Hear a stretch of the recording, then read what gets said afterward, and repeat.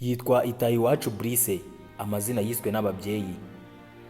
Itahiwacu Brice ni umuhanzi nyarwanda w'icyamamare, akoresha izina ry'ubuhanzi rya Bruce Melody. Akaba yaravutse mu mwaka wa 1992.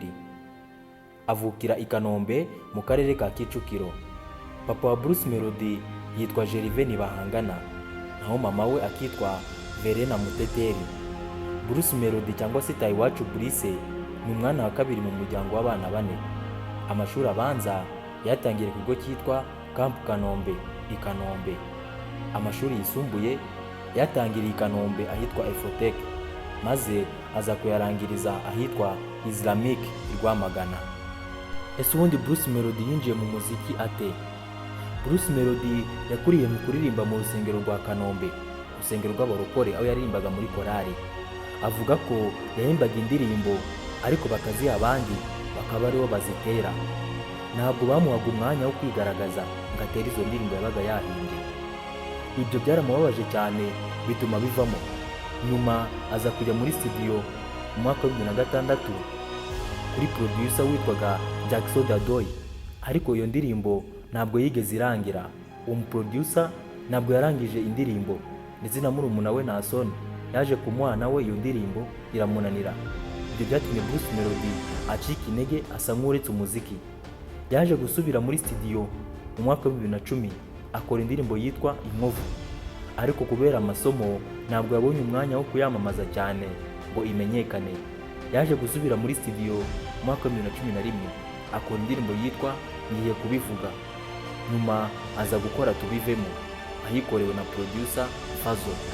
Izo nizo ndirimbo yakwitwa indirimbo ze za mbere. Tubivemo yo ni niyo ndirimbo yakoze yumva ibaye nk'uko ashaka. Reka tuvuge ku bihembo Bruce Melody yagiye yegukana. Mu mwaka wa 2014 mu bihembo bya Salax, Bruce Melody yatowe nk'umuhanzi mwiza wa R&B. Muri 2017 mu bihembo bya hip hop, indirimbo ya Bruce Melody yitwa Turaberanye yatowe nk'indirimbo y'umwaka. Mu mwaka wa 2018 mu bihembo bya Primus Guma Guma Superstar, Bruce Melody yatowe nk'umuhanzi mwiza ndetse yegukana Guma Guma. Mu mwaka wa 2019 mu bihembo bya Salax, Bruce Melody yatowe nk'umuhanzi mwiza wa R&B. Muri ibyo bihembo kandi Bruce Melody yanotowe nk'umuhanzi mwiza w'umugabo.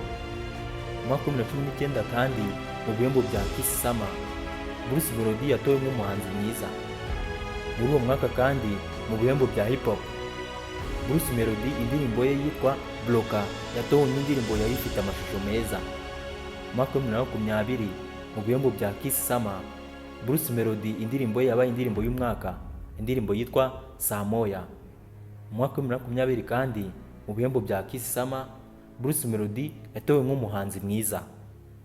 Ku mwanya wa kabiri tugiye kuvuga kuri Emery Gatsinzi, umuraperi ufatwa nka nimero ya mbere hano mu Rwanda, ukoresha izina ry'ubuhanzi rya Riderman. Emery Gatsinzi uzwi nka Riderman ni umuririmbyi mu njyana ya rap, amaze gukora alubumu 7 ndetse na mixtape imwe. Yavutse ku itariki ya 10 Werurwe 1987, avukira i Bujumbura mu Burundi. Niwe mfura mu bavandimwe 5 bavukana, abahungu 3 ndetse n'abakobwa 2. Amashuri abanza yayize kuri École Primaire Kabusunzu, maze yisumbuye ayiga muri Groupe Scolaire Saint André, aho yakuye impamyabumenyi muri Science Humaine. Amashuri ya kaminuza yakomereje muri Université Libre de Kigali (ILK) mu bijyanye n'ubukungu ndetse n'icungamutungo kugeza mu mwaka wa 2008, aho yerekeje muri Rwanda Tourism University College mu ishami ry'ubukerarugendo n'icungamutungo, ariko naho ntiyaharangiriza. Riderman yakoze studio ye yitwa Ibisumizi, akora n'abaproducer banyuranye nka T Brown, First Boy, Fazzo ndetse n'abandi. Ese ubundi Riderman yinjiye mu buhanzi ate? Mu mabyiruka ye, Riderman yakundaga gukina umupira w'amaguru, yanakundaga kumva radio bitangaje